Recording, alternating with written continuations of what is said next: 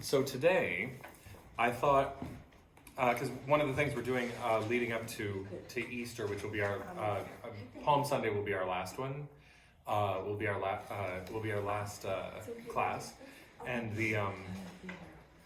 but I figured we'd go through Easter and wrap up, and then we'll find another thing. But the last few weeks here, I thought we'd look at themes in the Bible, things and themes and stuff that's worth considering in the biblical text. And one of the things that I thought we would look at is the sort of trajectory, the kind of what sense of purpose. One of the words that we've run into a couple of times is this word teleology.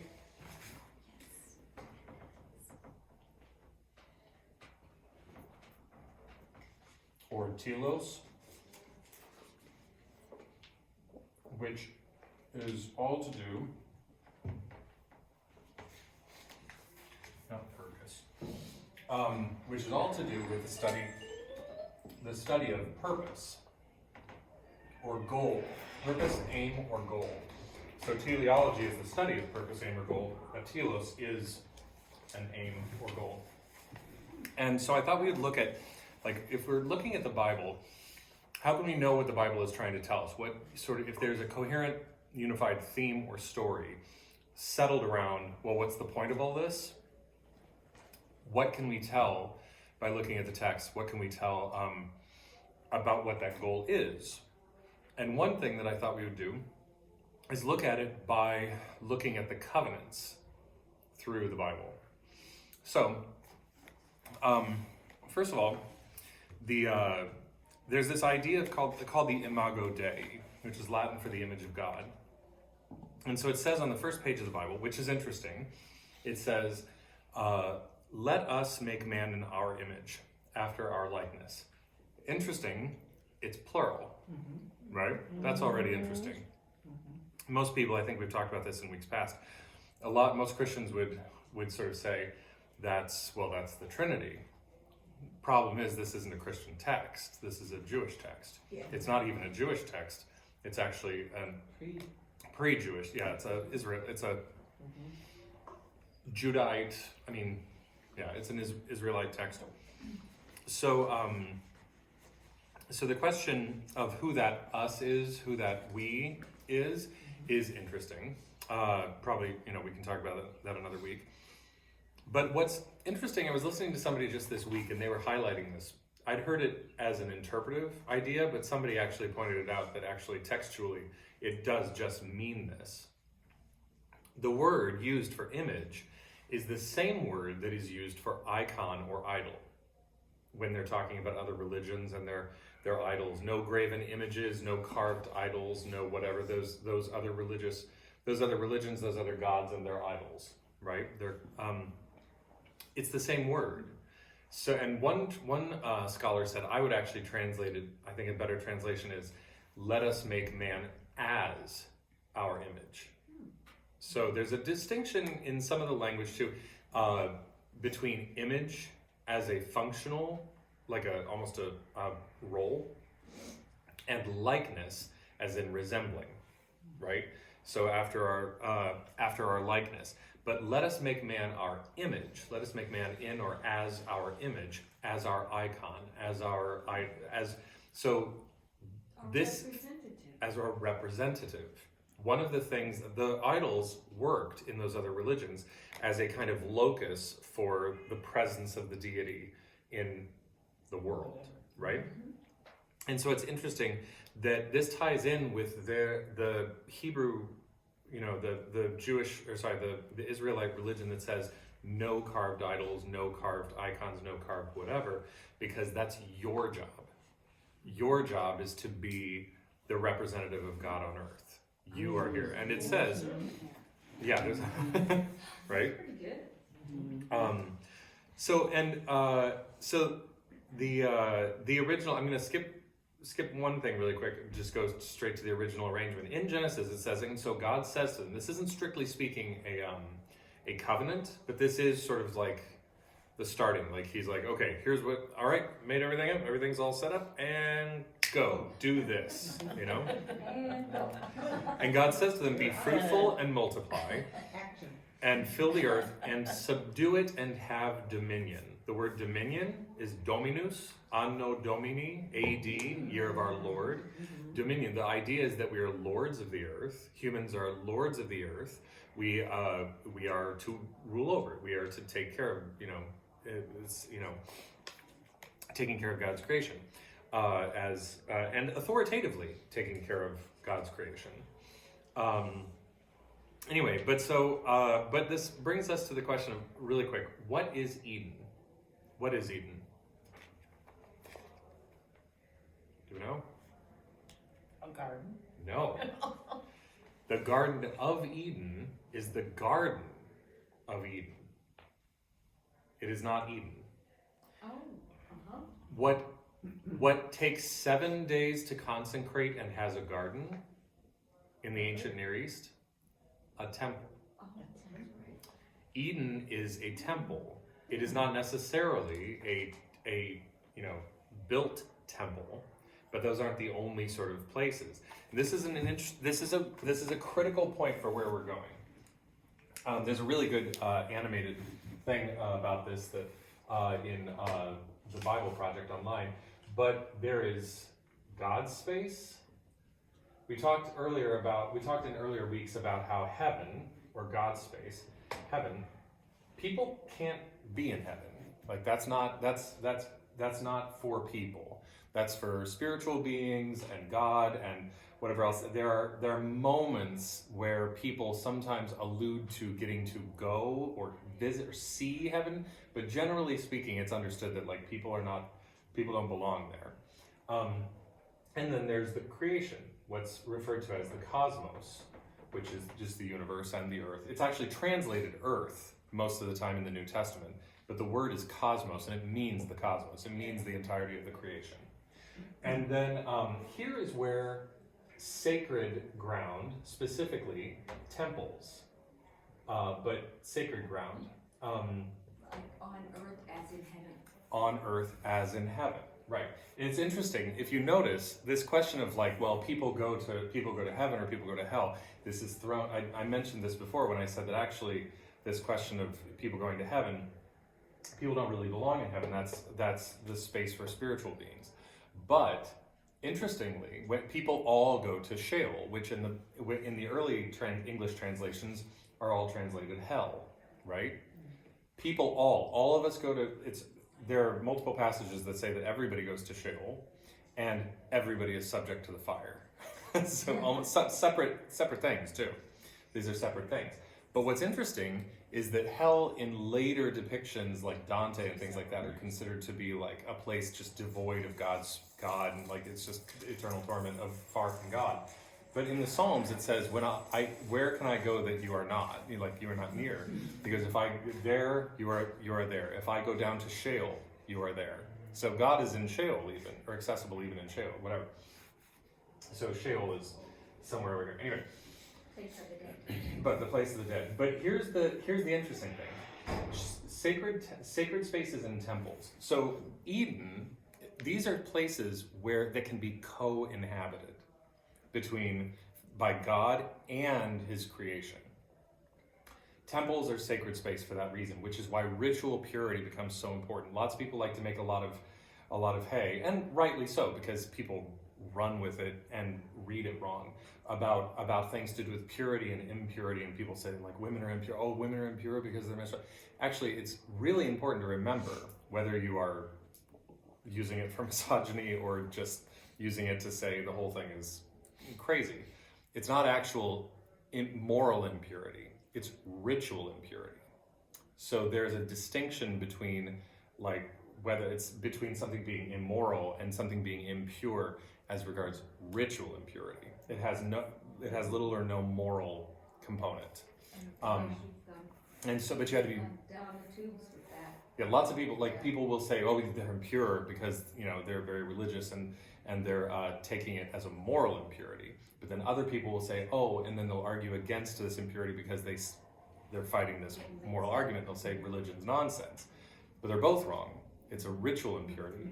Ritual impurity and ritual purity has a lot to do with what can be present in sacred space.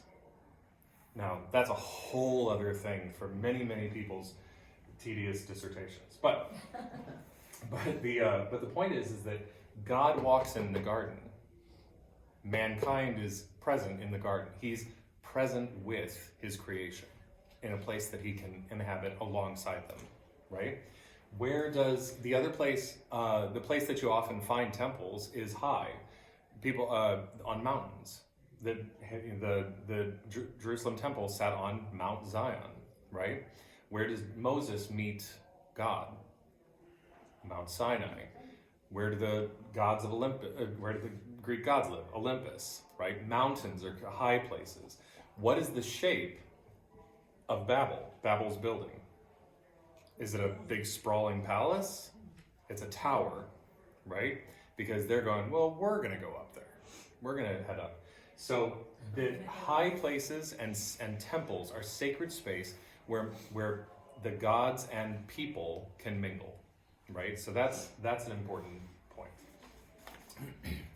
What happens as a result of God putting them in charge of this temple space, this garden and everything? Well, the defiance of God's prohibition against the fruit of the tree of life, or tree of knowledge of good and evil, results in their particular punishment, which is not expulsion from the garden. Their punishment is different. Their punishment is that pain in childbirth, and for him the ground will yield itself up unwillingly. The heavy labor for both, really. Yeah. Exactly, yeah. But they are expelled from the garden because of the second tree. The expulsion from the garden means they no longer have access to the tree of life, which means that death becomes a component. I've even heard some people say that the long lives of the antediluvian patriarchs are a result of the wearing off of the effects of that fruit, which I thought was a very interesting idea. And the what? So you know they have live really long lives before the flood. But they do die, but they live hundreds and hundreds of years. Yeah, they. So I heard somebody say that is meant to indicate that the effects of the tree of life that they did have access to in the garden, but no longer, gradually wore off. Oh, yeah. I love this logic. Anyway, I thought that was very interesting. It's precise. It really is. It's really funny, but so anyway, okay. So people are now living in mortal circumstances, and they are cut off from access to the presence of God, and so God, and they're not behaving themselves. Here comes the flood. The first thing that happens is the Noahide covenant, which doesn't apply just to Israelites or anybody. Those don't exist. This is with all people. So it applies to everybody and all living creatures. If you go back in your pages, you'll find the Noahide covenant spelled out more in one of the previous pages. But God promises never again to destroy all life on earth by flood, and he creates the rainbow as an everlasting covenant between God and every living creature of all flesh that is on the earth. Mankind were required in their turn to, as was said in Eden, procreate, but also to not shed human blood. He does give a caveat that they may eat meat, but there are certain stipulations about how to do that too. But they're not to shed blood. They're not to murder, because mankind are meant to, be the image of God, and you're killing the image of God if you do that. So, what's the result of him giving them this second chance? They build the Tower of Babel. And they said, "Come, let us build ourselves a city and a tower with its top in the heavens, and let us make a name for ourselves." So they want to, again, I want. I hear that a lot, right? Yeah. So, yeah. I want to. So the second covenant. So what we see is a kind of it's all mankind, right? I'm not even going to be able to spell it, but it's all mankind, and finally God and it just keeps screwing up. So God narrows his gaze to focus on a plan. Okay, I'm going to try this a new way. And he's starting to think in a long game now, right? He's got the long game in mind. So the Abrahamic covenant. He's got to think of the long game. It's not just like, boom, here it is. Let's enjoy. Yeah. It's kind of hard to keep March an Madness. eternal Right, right. Yeah. As an eternal being. An eternal They being. have to think of the long haul. There's something called open theism. Oh. Open theism is the idea, and I actually personally subscribe to it, the idea that part of the relational element of God and his creation is that, like, we make such a big deal of the omnis, and again, I'm a heretic by so many people's standards for this one, but there's the omnipotence, omniscience, omnibenevolence, like omni justice, all these things. But I personally subscribe to the idea that in order to have this relationship, God sacrifices some of the omnis in himself. He, just like like particularly omniscience. God, it's like I know that I'm going to let my children play. I don't know exactly what they're going to do, but I know that everything's going to be okay because I have set up certain boundaries. They cannot go out this fence or out that fence. They may choose some things, and I know them well enough. I may be able to make a good guess what they'll choose, but one way or the other, I'm going to have my way at the end, and they're all going to be safely coming home with me, right? But in the moment, they've got a lot of free reign, and I give that to them. So that's but it's called open theism, and that's a really shoddy summary of it right there. Yeah, that's interesting. But Jesus. so the Abrahamic covenant, He kind of God gave up himself to become human. right? Yeah. Yeah. So the covenant, the Abrahamic covenant, was for Abraham and his seed or offspring, both of natural birth and adoption, marking them by circumcision as a peculiar people set apart. Some of this is borrowed and edited from either. If you look up covenant in Wikipedia, they've got a good entry on it. So some of this is tweaked from that entry. So that's marked by circumcision. Abraham's promised lands were to be given to his innumerable descendants. There's that picture over there. It's hard to make it out, but he's being shown by God the stars. Your descendants will be more than the stars, right? Yeah. It's what's called a suzerainty treaty. Most ancient Near Eastern specialists have recognized that it's a kind of suzerainty treaty, which actually binds the superior party more than it binds the inferior party. That's what suzerain. I had never heard that word before. A suzerain. Suzerainty? Yeah, Is that suzerain. Suzerainty. Suzerainty. Yeah, so a suzerain. God is the suzerain, right? And what it primarily does is it means that the superior party has to hold up his end of the bargain, which primarily in this case centers around protection and fulfillment of his oath to Abraham to bring about certain ends. If I am your only God, or if I'm the only one that you worship, I promise to give you this. You will have these things. You will have land, descendants, and a legacy.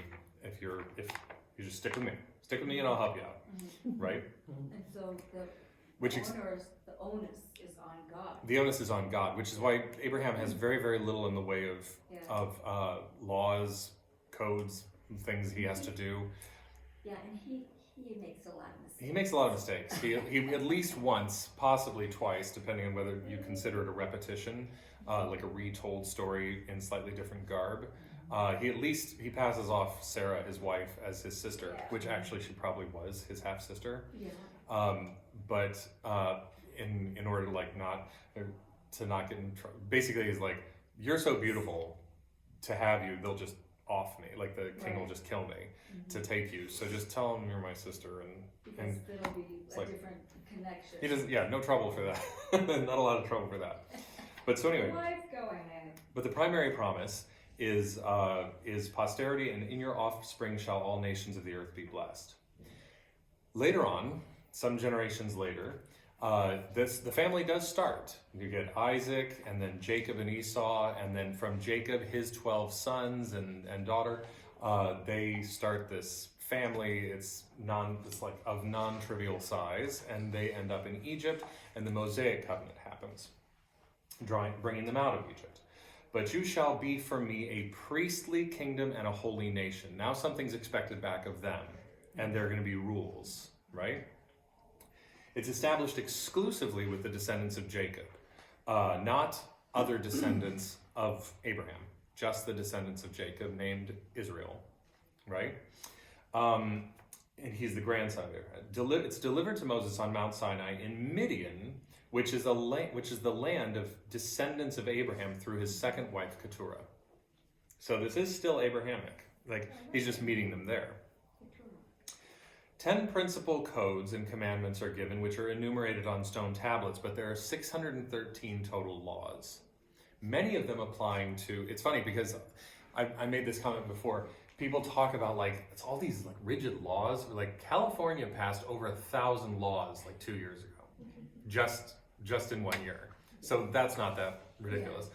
Also, a huge percentage of those laws have to do with ritual behavior for the priestly class within the temple, or in this case, within the tabernacle. And so it comes to like 200 some laws that the people actually have to follow, which is not a lot. These laws establish Israel as a unique class, a priestly people among the nations of the world, and retention of the right to the promised land is contingent on fulfilling that role. Which, I've been listening to some people talk about, well, I'm always listening to something about this, but somebody was saying, they were saying if you look at the text of the Hebrew Bible, almost like the entirety of it, what they were distinguishing actually, which is very, very interesting, is when does Judaism start? And you go like, sometime in the Hebrew Bible. He's like, no. It's like Judaism as a practice, Judaism as people existing as Jewish people with Jewish customs and Jewish whatever is not in the Old Testament at all. That you're supposed to do it is. The prescription to do these things is, and he says, in fact, if you look at the Old Testament, and this is a Jewish scholar who teaches in Israel. He was saying, he's like, the entirety of the Old Testament is people failing to do it, people not doing it. He said it's only by the time that you get to the Maccabees, by the Hasmonean dynasty, that you have any architectural or textual evidence that anybody is living as a Jew. And that the Hasmoneans are the ones who are centered around the story of, for most non-Jewish people, it centers around the story of Hanukkah, which is only about 150 years before Jesus. And reiterate, like today in the gospel reading, they talked about the Jews. It's a different, the word is, the Judeans. The Judeans. It's much more specific to the Judeans. It's like the people and particularly the people in charge. Yeah, it's not like Jews, like they're all Jews. Like even the writer is Jewish. They're all Jews. He's really talking, and many of the people in question, this is a movement that's centered around Galilee, which is not in Judea. That's in Israel, right? So it's in the northern territory. It's not really a kingdom anymore. Talking about the Judeans. So yeah, it's much more appropriate to read it as Judeans, especially Judean elites. So who by many accounts were considered to be sort of a little bit too not conciliatory. What's the word I'm looking for? Like accommodating, a little too accommodating to the authorities, to like the non-Jewish authorities, like the Romans. And that's why it was it was kind of risky for the man's family who was blind. The Jewish people had a special dispensation to worship as they pleased within the Roman context. Yeah. So just what Brad was saying, to rock the boat at all put the entire community at risk. Yeah. And so that's kind of new religions were not liked very much, but Israel or the Jewish religion had antiquity. It had an old, by the time that Rome came around, they liked old religions because they were comparatively stable. And again, they don't like things that rock the boat. So new things. So Jewish people were perfectly allowed to be Jewish and not have their, owe anything to the Roman pantheon or to Caesar per se. But in every time, there are multiple stories of people going into Jerusalem with some carved image or something that they really shouldn't.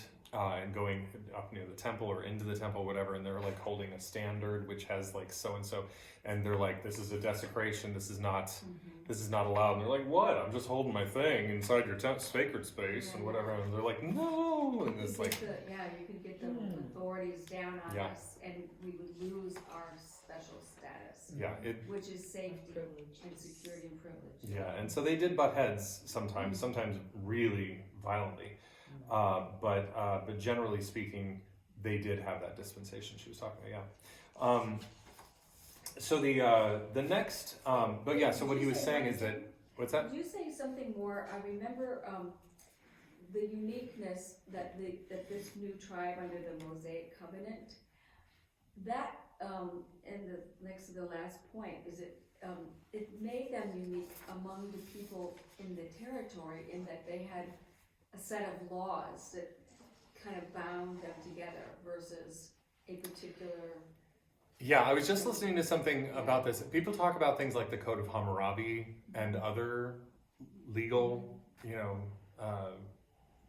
legal tractates and stuff like that. The interesting thing is that many of those, while you can find them, they were written down. They were more like, and they were much less specific and applied, and more like they were present as general ethical guidelines, but the day-to-day was not run by them.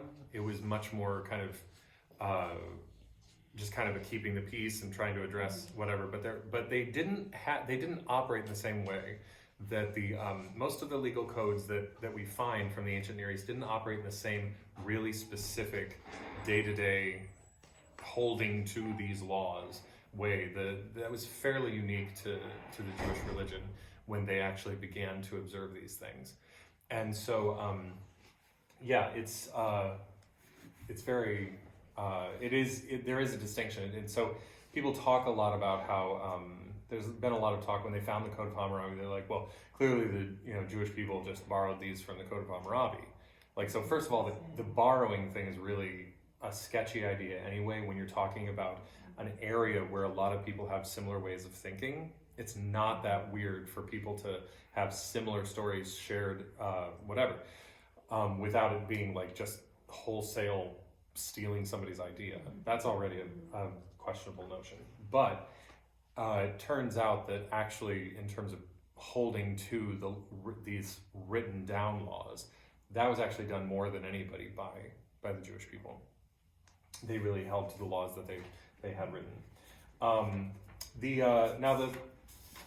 The next two are a little bit kind of specific within. The next one is the priestly covenant. And Aaron and his sons I will sanctify to serve me, and I will dwell amidst the sons of Israel, and I will be to them a God, and they will know that I am God, their master, that took them out from the land of Egypt, in order that I will dwell in their midst. In order that I will dwell in their midst. Right? This all happens, this Aaronide covenant, it exists in the legacy of Melchizedek. Melchizedek is this shadowy figure. He's not Judean, he's not Israelite, he's actually at the time of Abraham, so he's way before Jacob. He is this really sort of random figure from Salem, which is later known as Jerusalem. And some people say that it was the land of the Jebusites. There's some question about that now because it's the only place that we even hear about the Jebusites. And there are early attestations to it being called Uru Salem and other things. I was just reading about that earlier. So don't know exactly who he was in charge of. But he was the high priest in Salem, in Jerusalem, in Salem at the time. And he was the priest of God Most High, El Elyon. So who is that for this non-Abrahamic people? That's interesting. Okay. But so he's the priest of God Most High, El Elyon, and then but he's also the king of the people. So he's interesting in that he fulfills both roles of king and priest. And so he's this kind of like, wow, he's both things. That's interesting. Okay, and he blesses Abraham.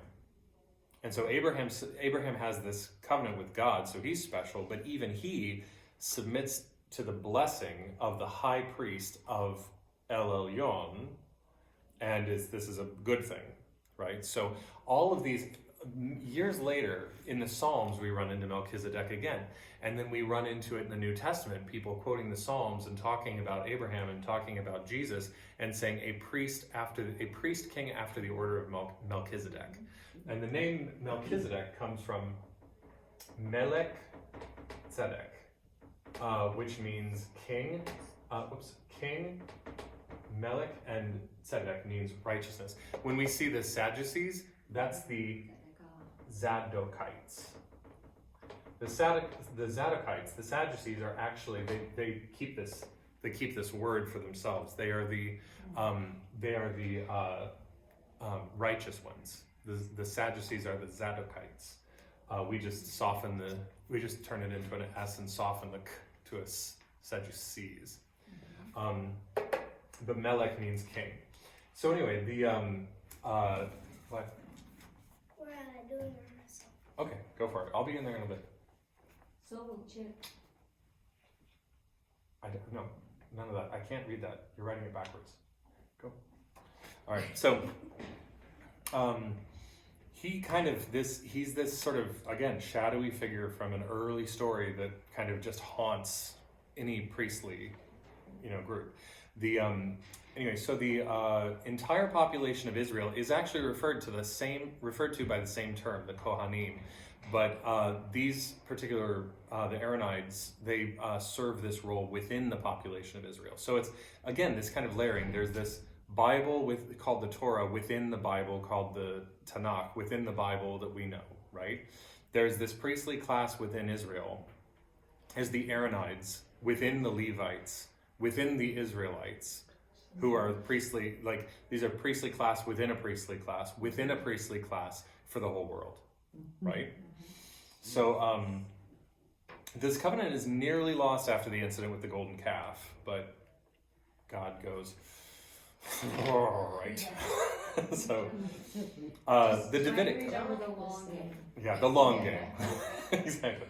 So Cohen, the name Cohen. Cohen. Anybody with the name Levi, Levin, Levi, Levine, Cohen, Kohan, maybe Cohn, Cohn, maybe, possibly. These people can be genetically traced to be related to each other. So if you know somebody named Cohen who even sort of thinks they have Jewish background, they can probably be genetically. I think it's called the Cohen modal haplotype. I think there's a genetic linkage between these people. So when did the Israelites become Jews then? Well, largely in sort of two steps. The Israelites, so everybody is Israel, and this is not a terribly accurate, as far as we can tell, historical picture, but in terms of the story within the Bible, they're all descendants of Jacob. All the tribes are descendants of Jacob, and therefore Israelites, because Israel is Jacob's other name, right?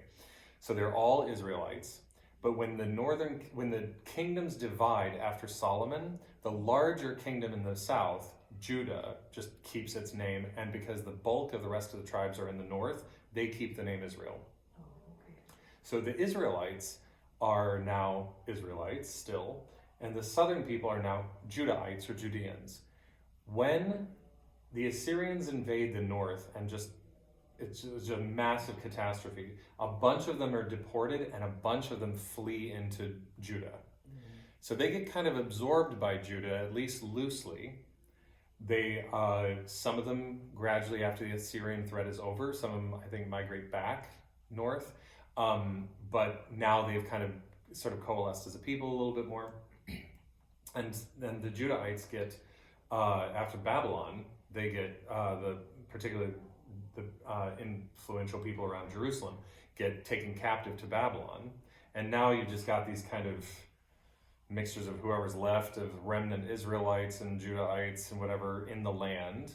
The people in the Babylonian captivity get to come back when the Persians conquer Babylon, and the Persians go go about your business. And they start to kind of reform themselves as a region and as a people, now still drawing some distinctions between the north and the south, between Israel and Judah, but which is why you see people writing the Jews or the Judeans in the Gospels, but by outside people more and more just being referred to as the Jews, meaning the people from Judea or that area. They're just all of them. Oh, And then gradually, because of this kind of shared culture, particularly after like when Greece comes in, Rome comes in, and then gradually everything is just sort of destroyed. They just have this identity as people of, like it doesn't matter. The northern people are still going to Jerusalem because that's where the temple is. I don't care if you're an Israelite, you're going to the temple in Judah to, this is why, they're to worship. So how different are you as a person from Galilee from a person, to any onlooker? You're basically a Judean, right? It more and more becomes a shared identity, especially in the wake of the diaspora. Before the diaspora, you might see more people going, well, they're Judeans, but it's the same way that I might go, well, I don't know, it's those people from Minnesota, Minnesotans, it's like, or right now, how many people talk about Texas because of our political divide? People like, everybody's moving to Texas because all the Texans, right? And then the Texans are going, but like, look at the Californians. But if we go to Japan, we're like, we're American. You know what I mean? So, anyway, what year was that AD? Would you put it? In As far as- which part? Like Dorothy was asking, when they're identified then as Jewish. They would be identified by outside people as Jewish, probably after the Persian period. And that would continue probably until 70 AD. And then when Jerusalem is, and somebody would know this better than I would, who specializes in this, but certainly by the time that Jerusalem is destroyed and a bunch of people are just being kicked out of the land, the sense of what is lost to them in the temple, in the capital, they're like, like, would it matter to you if you were from California or Texas, if Washington D.C. got, or on September 11th, you're not a New Yorker, but you feel the sting of September 11th, whether you're on the other side of the country, like way further away than than Galilee is, for example, than Jerusalem, So, I mean, people walked to Jerusalem. You wouldn't want to walk from LA to New York. So anyway, so it crosses the divide. I think It's in some of your earlier, when we first were studying the Old Testament, I'm recalling, I think you had like timelines. Yeah. You can see on the timeline, but it is tricky because the term Jewish to refer to the collective people is before certain times it's really anachronistic. It doesn't make sense. Like if you're talking about before the divided kingdom, it doesn't make sense to say Jewish unless you're from the tribe of Judah. And only after the divided kingdom does it make sense to say Jewish to refer to the southern kingdom, which now includes Benjamin. I think Benjamin. And then later you might refer to some of the people who came in from the north after Assyria. You could refer to them as Jewish. As a friend of ours once said, I'm Jewish, like right? George Sanders. So, I'm Jewish. yeah. Oh, yeah. He did that too. Yeah. But so So am I. so the Davidic covenant can basically be summed up. It's just, and your house and your kingdom shall be made sure forever before me. Your throne shall be established forever. Following the removal of Saul, David, for all of his failures, is promised that the throne of any united Israel belongs to his lineage, presumably forever, right? Now the new covenant.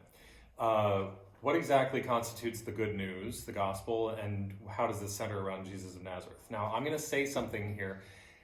It's important to keep in mind the idea I've mentioned before, like people like to say just when they want to dismiss something. They go, well, I think that Jesus is probably just like a great teacher. You're like, why would you say just? Why would you minimize a great? If you're a great teacher, you should. That's amazing, right? That's awesome. So I prefer to look at things as at least. Something is at least this, possibly more, right? So there are some things in this that I'm going to suggest that we look at as at least this. You'd be like, well, are you saying that he's not this? I'm like, no, I'm not saying that. I'm saying he's at least this and maybe those other things. Because I'm not trying to make big claims. I'm trying to make small, observable, or small claims that can be fairly, I think, fairly stably argued for at least this is true, right? John the Baptist proclaimed not a revived kingdom of Israel, but he claimed that the kingdom of heaven was at hand.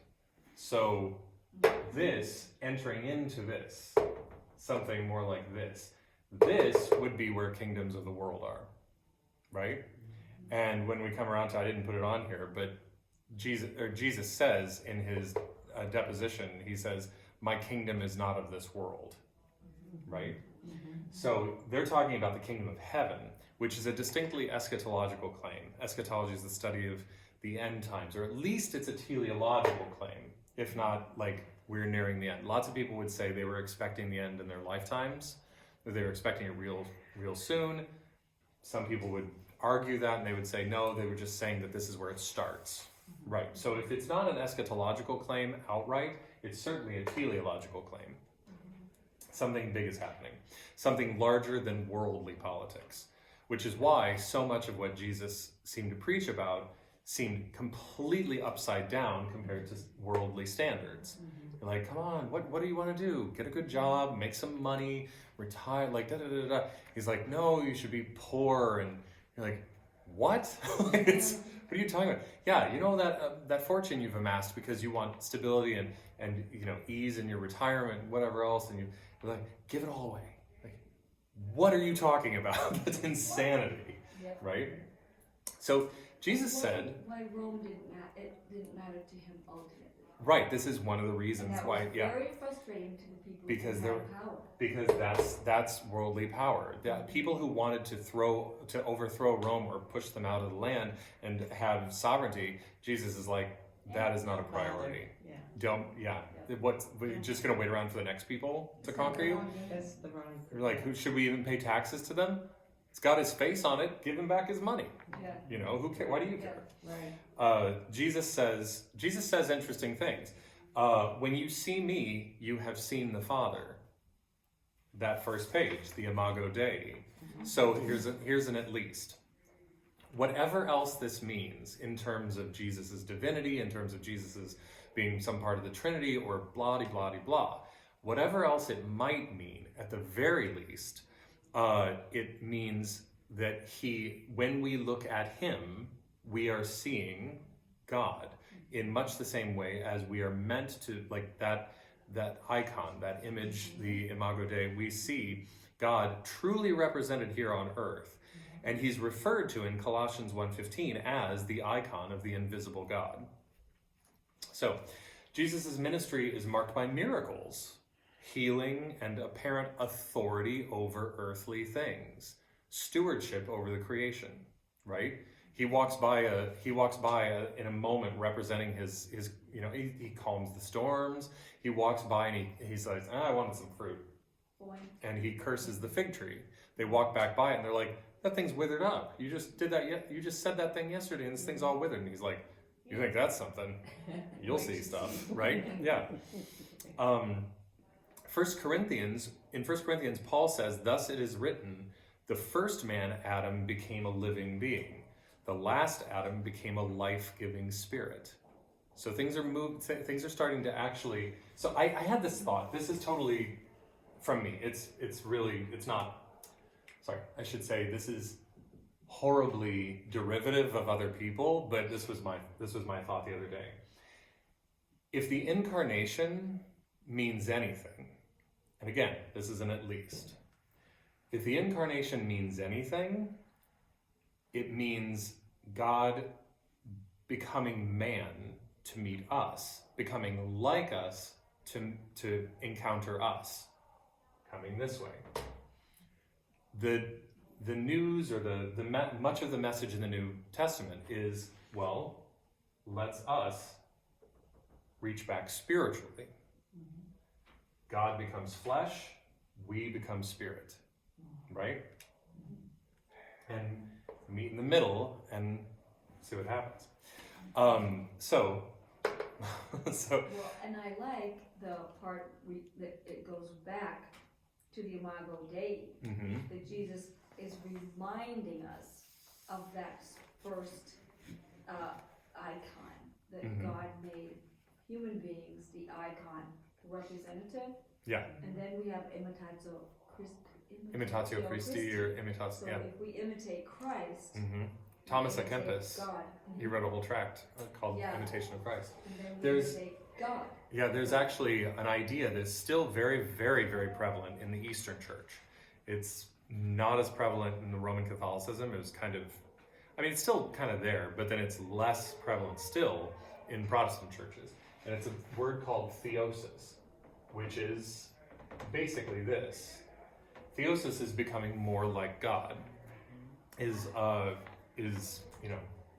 moving away from our, The Methodist theology is called moving towards perfection. right. Some other Protestant denominations, whose initials are Lutheran, talk about justification. So it's similar to that theosis. We're never going to get there, but we're moving in that direction. Yeah, I take some exception to some of the formulations and Yeah, it's very technical. Yeah. It's kind of but the not helpful. but so Jesus preached to his fellow Jews, encouraging them to put away worldly concerns and politics, a la the Tower of Babel, all of the things that led to the flood and all the things that immediately followed the flood was just going back to, hey, look, the world, hey, there's trees and stuff like that. Let's make weapons. Hey, there's stone, and let's make buildings to the sky. And it's just all of these kind of worldly concerns, political concerns. I want to be king. No, you want to. No, it's not very Edenic, right? It's So- like people want to skip from the cosmos to heaven. It's like they don't want to in between. without Right. the sacred time, Yeah. without the sacred meeting time. Or at the very least, what's that? Would you rather be a servant in heaven or a ruler in hell? Yeah. People are like, I don't know. This I'd looks to like be hard ruler work. now. I'm just gonna beat you all up and I'm gonna hang out there. be the strongest Yeah. gorilla here. Yeah, exactly. Yeah. Right. So I'll take all your women, and that's what happens with Lamech. Lamech is Cain's son or grandson. Lamech is he takes up all the women. He's like, he murders a bunch of dudes, and then he's like he starts to have mortal terror. He's like, people were angry at Cain because he killed one person. I've killed a lot of people and taken a lot of the spoils and whatever else. People are gonna really want my head. Yeah. So he encourages he starts with his fellow Jews and he encourages them to put away worldly concerns and politics and focus on the ministry of the Spirit, the priestly mission, right? Often the inverse of worldly concerns, like we said. A common idea in the early movement was that the stones that were rejected by the world would become the foundation stones for the building of the kingdom. So that woman over there who so spiritually, is so spiritually grand but outwardly so meager, giving up her 2 coins, is like, she's a spiritual powerhouse compared to the person who's got a ton of money and going clink clink, giving look at me do this. I'm so generous. Do you see everybody? And Jesus says, well, they got what they wanted from that, and all they wanted was the worldly acclaim.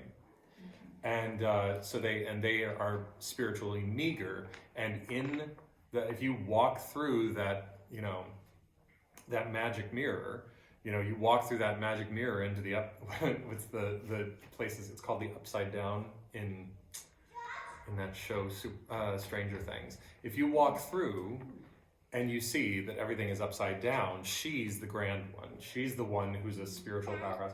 Yes, Have you seen Josh I have not. and Maggie? I have not. And then, but the guy who's the grand on this side is really he's like a worthless stone gets chucked. We talked about the Shepherd of Hermas. In the Shepherd of Hermas, they're building a great building, and the people, the picture that's painted is that the people are the stones, and the great stones, or the great fine beautiful stones, are actually the ones that you would never expect on this side. It goes back to the blind and the not blind too. Mm-hmm. The You say you opposite. see. You see. right, but if you really are blind, then you're excused because you can't really see. And you actually probably see better. Right. Yeah. Mm-hmm. And but right now you say you see, And so you're really but you blind. can't, Yeah. and you really can't see. So it's a lot of dichotomies like that. So days after Jesus' death, word of his resurrection and sightings begin to spread. And now eternal life, in a sense restored for the first time since Eden, and the loss of the tree of life, eternal life comes back as a central tenet of the Jesus movement. Excuse me one second. There's the website of the rescue, and there's my number if you want to call me. I can tell you everything. Okay. Thanks so much. Sorry. No, it's okay. And Paul, speaking of the nature of the resurrection, indicates that normal flesh and blood cannot inherit the kingdom, but must be altered by spirit. And he says that famous line, and we shall all be changed in a moment, in the twinkling of an eye, right? And saying that all flesh must put on incorruptible. This mortal must put on almost like a garment. It reads almost like you're putting on a garment. But this mortal must put on immortality, and the corruptible must put on incorruptibility. And he refers to Jesus as the first fruits of the resurrection, mirroring the unique nature of Jesus's resurrection appearances, which are very clearly weird. Locked doors are not a problem for him. He's sitting among them, and then suddenly he's not there. But you can see his wounds. He eats with them, etc., etc. So, and he walks for miles with people, and they have no idea who he is. And then he does something that's slightly symbolic, and they immediately recognize him. And so there's something about his resurrection appearances that is both substantial, but also not normal. And so this is kind of this idea. And also, again, he goes then, after his resurrection, he goes to be sit at the right hand of God. But you can't do that. You can't do that with corruptible normal bodies. We don't hear about Jairus' daughter or about Lazarus being resurrected in quite the same way. They're brought back to life, which is different. But Jesus was resurrected, and he's the first fruits. So Lazarus is not the first fruits of the resurrection, neither is Jairus' daughter, neither is the one that Elijah raised in the widow of Zarephath's son. These are people revived. And supposedly Elijah was just taken up to heaven. And that's weird too. Yeah, that's also weird. So that's why you set a table for Elijah at all of our meals, just in case he comes back. yeah, it's funny. This is weird. Do you But- know that? You always set an extra place. Yeah. You always set up every meal, every holiday meal. We always have an extra place That's cool. in case Elijah comes back. Yeah, it was. Yeah, it's very. That's what they There's said was Jesus, Elijah. right. They want to know if that's who he was. There's actually a Kabbalistic tradition. Kabbalah is Jewish Yeah. mysticism that's kind of a much later development, and some people consider it hooey, like just, Jewish fan fiction, Jewish like Dungeons and Dragons. Madonna was into it. But Madonna, yeah. But there's a not resurrection. There's a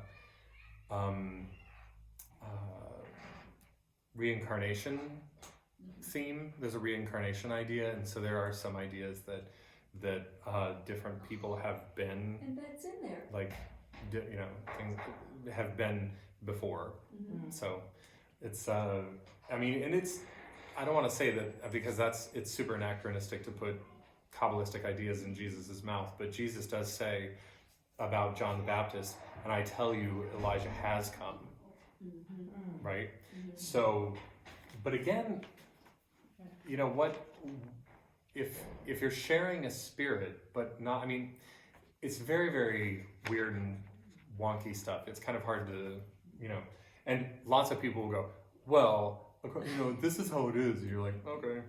But, yeah, so. I do like the way that you have the description of heaven and the cosmos and sacred temples, because in the New Testament, there are several inferences about your body is a sacred temple, Mhm. you know, And for the which you need to nourish and, Mhm. and all of that. So I'm just wondering, I was just thinking about that in regard to how the meeting of both the spirituality and the humanistic. Yeah, I was not going to say this. It occurred to me to say it earlier during the Abrahamic covenant, but this is, the body, it's a lot of these things. You'll notice there's like a microcosm and a macrocosm of a lot of these things. Circumcision, this was occurring to me a couple weeks ago as I was listening to somebody, because circumcision is the sign for Abraham's people. But in the prophets, and then again, like in the New Testament, you hear about this idea of circumcising your heart. Now, without getting too graphic, I don't know how to avoid it. Circumcision, what does it mean to circumcise your heart? Well, circumcision takes something that's Foreskin. extra. it takes a foreskin, but it takes a thing. It exposes something sensitive Mhm. when you remove a layer of it exposes something sensitive. Mhm. To circumcise your heart would be, well, take whatever is the barrier to expose your heart Let fully yourself to fall. God and get rid of whatever barriers you have put In place. as a priority, you have put in place. God wants a circumcised heart. He doesn't want any barriers between himself. He wants this. So while I don't think it's fair to say, a lot of people have said this in the past, and you can see this in a lot of Gnostic literature, there's this idea that they're like, so the whole point is to get back to Eden. I think the early church was right to say no to that. I don't think they were right to stamp it down as much as they did, because I think that we forget when we say that Eden was a starting point of something. We don't want to get back to the starting point. We're trying to get to what Eden was the start of, and that's the kingdom, which is a shared space. It's a place of coexistence. It's a state of coexistence with there are all sorts of parallels of send your kid, Geppetto, one of the ones I've heard people say effectively is Geppetto has to let Boy, Pinocchio go off and do certain things so that he can become a real boy, and he can really relate to him as it's, you can't relate to your marionette or your puppet as well as you can to your son. So you have to go. One of the ideas is, there's one idea called the Divine Council, that the Divine Council is God is here, right? So you've got God and his Divine Council, so all these other beings, some of whom are not so great and kind of lose their place and they become the gods of the rest of the nations. And God kind of lets it be, and he's just doing his long-term goal with Abraham. He's like, fine, you Egyptians, follow that, whatever. So it's not that, with the Divine Council theory, it's not that there are no other gods, it's that they're not El Elyon, they're not the Most High God, the Creator God, and they are also not deserving of any elevated position. They're actually meant to be the Divine Council, but you're like, well, but people, and it said there are things, it says this in the Bible, but they, in one of the Psalms, it says, he takes his place in the Divine Council, he says, I said to you, you are gods, to the Divine Council. But then there's also the question of what then is the purpose of the people? Like, well, people aren't gods, they're not divine beings. Well, but then it says that people will judge over the angels. Okay, well, how on earth are we fit to do that? Well, one possible take on that it's my own personal one, is that, you know, I think that this is a rock polisher for souls. That's what I just think life. I think living as a person is a rock polisher for souls. I think we Ever had a rock polisher? buff it up against each other and gradually either some people get and smooth out, and you know, I think that actually the thing that the divine council beings don't have is an experience like this. And then I think, you know, we maybe grow in wisdom as a result of it and are sort of the true sons, as it were. You know, There's this is so our many references also, you're talking about the heart and removing barriers. We say so often, create in me a clean heart, Mhm. the Lord. yes. You know, so, And heart and mind in Hebrew is the same thing. So it's your whole being. So Yeah, so so anyway, this idea of like what is the end goal is it's hinted at by the starting point. I think it's also hinted at by the covenants. The covenants are the steps along the way that God takes to kind of prod things in the direction that He wants, and then I think that, you know, when we get to Jesus, we start to see something like hints of Eden again. You know, and it's not quite the same way that it was before, but also we weren't meant to just stay in Eden. Interestingly, I'm just thinking of this now. What's interesting is that in Eden we were told not to eat of the fruit of the tree of knowledge of good and evil, but it was there. why did God why put did that it- there? Why was it? Why was it there? Yeah. You know, there's an oven in our home. I always say there's an oven in our home, but I'm not, because my children live there, I'm not going to tell them, I'm not going to say, well, we can't have an oven. Yeah. I'm going to say, don't touch the oven. But that does not mean I never want them to touch an oven. The reason I tell, and this is, you know, They're not fear of ready. God is the beginning of wisdom, right? Fear of fire is the beginning of good cooking, right? That's, you know, telling somebody who's not ready for it, don't touch the oven, is actually the way that you start teaching them to be careful and prepare them to learn to cook, right? And so I don't think that the story and basically I think that the story in Genesis is one of a parent going, all right, we'll do this the hard way. So, you know, You but- want to eat the tree? Okay. fine, go to your room. This is what's gonna happen. Oh, Yeah, my God. exactly. I was gonna let you be in. We say this every day. I was gonna let you be in here with me, but you're being crazy, so get out of the kitchen. Yeah, that's right. So, So mad. Thank you.